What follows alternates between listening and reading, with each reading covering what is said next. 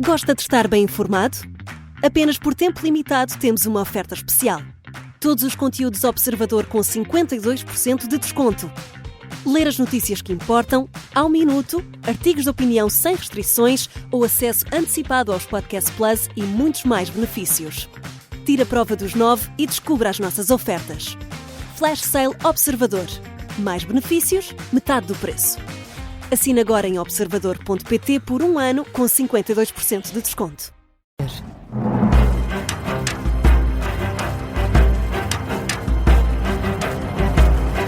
Está no ar a conferência de imprensa das manhãs 360. Hoje trago um artigo do Público assinado pelo Pedro Esteves. Imaginem que vos enviavam este áudio e diziam que era um novo álbum. Não é uma piada, não é prosa apanhado. Vou dar aqui outro exemplo, outra faixa. Isso é uma faixa. Isto era uma faixa do álbum? Isto é música modernista.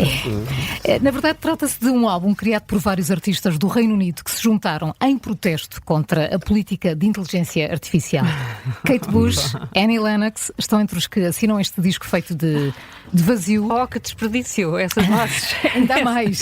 São 47 minutos e 17 segundos de um quase porque como se ouve, o som ambiente de espaços por onde passaram estes artistas, como estúdios de gravação e palcos de espetáculo, fazem o álbum. Eu já compus uma música muito parecida com esta. Todos os dias, não é? Todos os dias. Além de Kate Bush e Annie Lennox, o manifesto 1000 UK Artists tem entre os signatários artistas como Damon Albarn, dos Blur, dos Gorillaz, New Order, Pet Shop Boys, Billy Ocean e The Clash, todos nomes os anos conhecidos. 80 também em peso.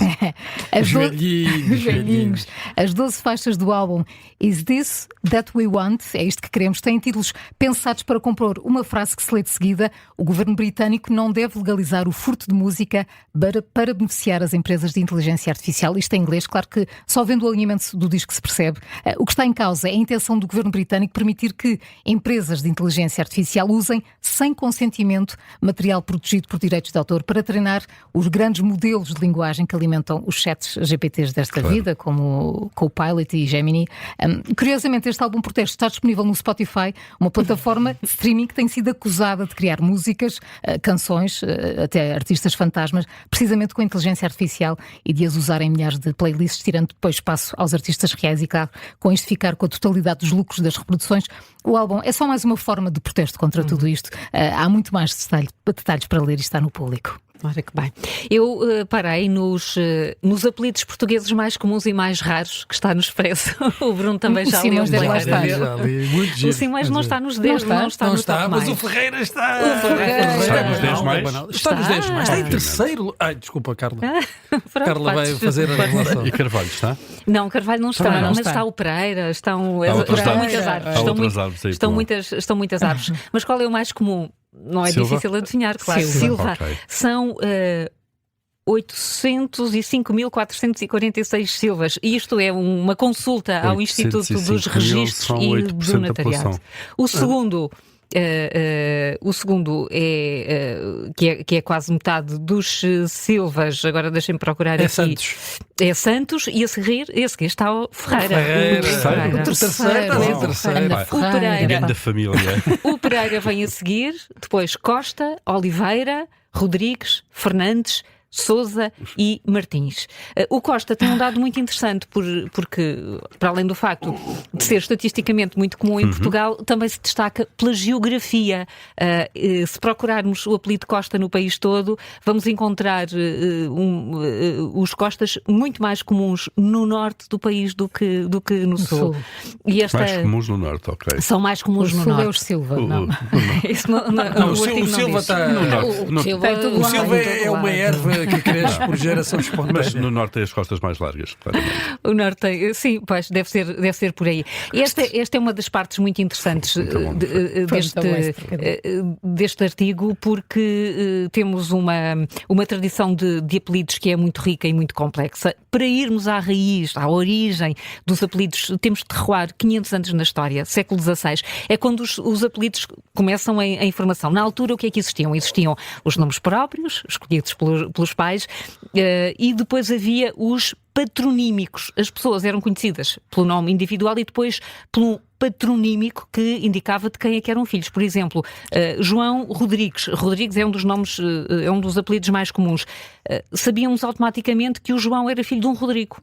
Como o Martins. Como o Martins. É Martins, que é filho do Martins. E noutros países continua a existir. Continua o Mac e o Sun. Mas nas aldeias ainda se pratica um pouco isso, enfim, com apelidos talvez.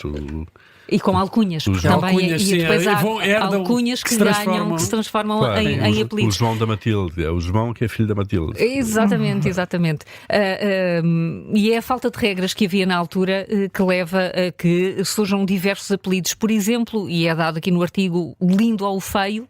Este artigo significa que tivemos um ano passado que talvez se distinguisse por essa característica e depois foi sendo usado pelos descendentes. Há apelidos portugueses que também correspondem a nomes de cidades, por exemplo, Lisboa, Porto, Braga, Chaves. Geralmente isto significa que as pesões fizeram algum tipo de migração. Claro, de Chaves, e são identificados pelo sítio de onde vêm. Exatamente. Eu não sei quantos de Chaves, não é? Exatamente. Os Açores têm muito esta questão dos apelidos ligados às cidades. Lá está, porque os Açores não tinham não eram povoados quando foram descobertos. A Terceira, por exemplo, tem muitas pessoas com o apelido Barcelos, que é raro encontrar em Portugal continental. Que foram de Barcelos para povoar os Açores. Já nos casos de Braga e Guimarães, trata-se de nomes que surgem no Porto e houve muita migração do Minho para o Porto, sobretudo no século XIX. O artigo explica também como é que os apelidos podem ser aplicados, quais são as regras de hoje, e há algumas que eu não fazia ideia. Sabemos que os apelidos são escolhidos dos nomes de ambos os pais, mas podem ser apenas só de um. Cada pessoa não pode ter mais de 4 apelidos, e estamos numa altura em que é muito... Não se pode ter mais de 4. Não se pode ter mais do que 4. Regras. Quando os pais têm apelidos iguais, o que pode também acontecer, podem ser repetidos. Podem, há casos desses. De forma igual ou intercalada, não é? Metendo ali pelo meio. Martins de Martins. Martins de Martins. Além dos apelidos dos pais, também se podem escolher artigos que pertenceram à avós ou a bisavós, mas se os pais não tiverem esses apelidos no seu nome, têm de fazer prova para que seja possível. Sobre a ordem também não há uma regra específica. Às vezes pensamos que o nome do pai tem que vir no fim. Não, tem de ser. Olha, a forma como a João disse isto aqui com tanta convicção. Não. Sei que não. Podem ser adicionados aqueles elementos de, e, da... A escolha do freguês. A escolha do freguês, para não ficar para ficar mais musical, digamos assim. No caso de uma criança estrangeira, a escolha dos apelidos obedece à lei da sua nacionalidade. No entanto, se a criança tiver também a nacionalidade portuguesa, então vai ter de respeitar a lei portuguesa. Que é restritiva, não é? Isto é, não podes pôr qualquer nome. Não podes pôr qualquer nome. Dá a ideia que é muito liberal, não é? Parece que sim. Não sei se entretanto não sei se é anedota, o 1, 2, 3, Oliveira 4. Deixem-me só dizer, porque o artigo rapidamente também tem os apelidos menos comuns, os mais raros, os 10 mais raros. O mais raro de todos é o Zidurinho. É um dos mais raros. É um dos mais raros. Mas há Alparqueiro, Bom Sembiante, Graca Ribeiro. E não temos tempo para mais. E não temos mais. E não temos tempo para mais. Não temos tempo para mais. Não. Está no Expresso. Ó Ferreira.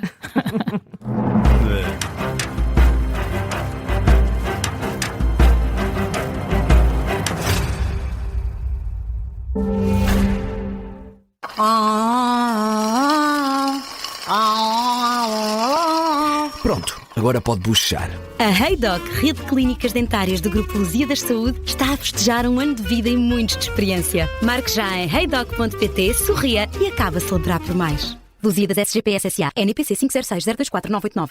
É de quem conta as calorias e de quem lê todos os rótulos. É de quem quer comer bem, sem fazer grande ginástica com a carteira. E é de quem vai a correr à Feira Vida Saudável para aproveitar. Abacate pronto a comer por apenas 3,99€ o quilo. Por ser de toda a gente. O que rende é ir ao Continente. Preço válido em Portugal Continental até 9 de março. Limitado ao estoque existente.